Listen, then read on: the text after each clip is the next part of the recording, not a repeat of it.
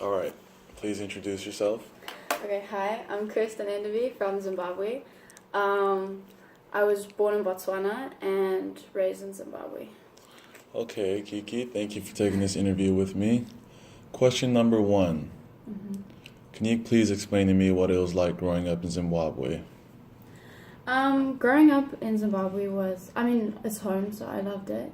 But definitely, because I was on the higher spectrum, I was like I wouldn't say on the richer side, but I was the minority. So it's like 1% white out of like a 13 million population. So there was some sort of like racism. I wouldn't say like to a huge extent, but I think it was more targeted towards the white people because we were the minority.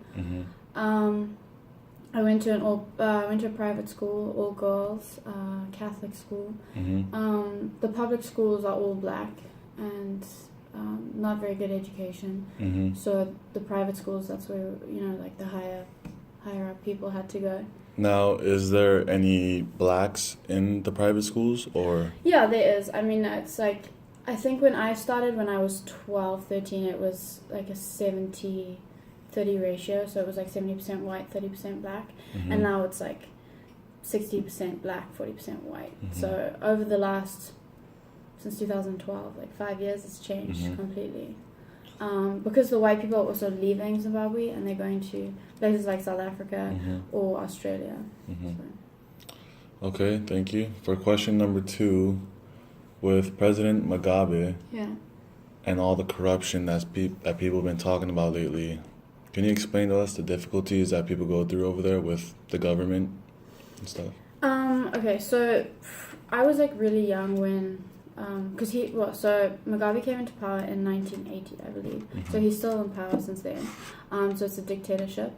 And then from what I remember in 2008, the economy really crashed because so in the bank they had like a certain amount of money, like they'll have like gold or whatever, and he kept printing more dollars. So the amount in the bank would stay, but the notes kept increasing. So we were having hyperinflation and stuff. So to give you like an estimation, like 50 US cents was 3 million Zimbabwean dollars. So to go grocery shopping, we'd have to carry like backpacks full of money. And we were on the highest spectrum, so we had like, we could get the money, but in the stores there was no food because the white farms where they produced like the milk, the meat, whatever, were taken over by the war vets, which are the government officials, because they didn't want white people owning the farms. Therefore, like production stopped. So we had to kind of trade. So if you had like meat and I had rice, we would like exchange it so your family could have protein and carbohydrates and whatever. But we were on the higher spectrum, so it was easier for us, whereas like the people in the rural areas completely struggled and felt like Mugabe had turned against them, and he was obviously initially like the Mandela of Zimbabwe, like he like helped them, set them free, whatever. But then he turned against them for his own gain. So therefore, like families in rural areas would send their children to South Africa to earn rand, just so that they could exchange it overseas, or they could have money in their banks to use. So that was like 2008, 2009, and then 2009, I think, 2008 was when Obama came into power. But I think Obama put sanctions on Mugabe, and he was like, we're not going to send you aid or help you unless you stand down. And he didn't stand down, so America couldn't like offer any help.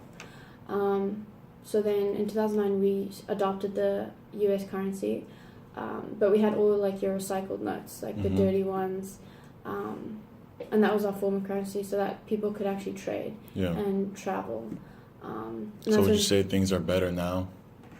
I think they were better for a period, but then Mugabe's last year he released like sort of like a monopoly money, which is called the bond note, which is plastic. It's no, so in the banks, like you'll have your money, but you print out like fake currency basically, and it's just, it has no monetary value. So when you have to like exchange, it's either use card like virtual currency, or it's the bond note, which we only have $2 notes. So if you're paying for like something that's $100, you pay with $2 notes. I see. So I don't know. I don't think he's trying to help the situation. He's just trying to, make a quick buck out of it. Yeah, I see. Yeah. Thank you for that. That was really helpful. And for my last question today, you see a lot of racism and social media trying to take one side here in the States a lot. And whereas in Zimbabwe, the rich and the poor, there's a very distinct line between them. The rich and get richer and the poor get poorer. And I hear a lot of stories about kids in the rural areas that have to leave to South Africa and make money to send back to their families, and most of the time it doesn't work out.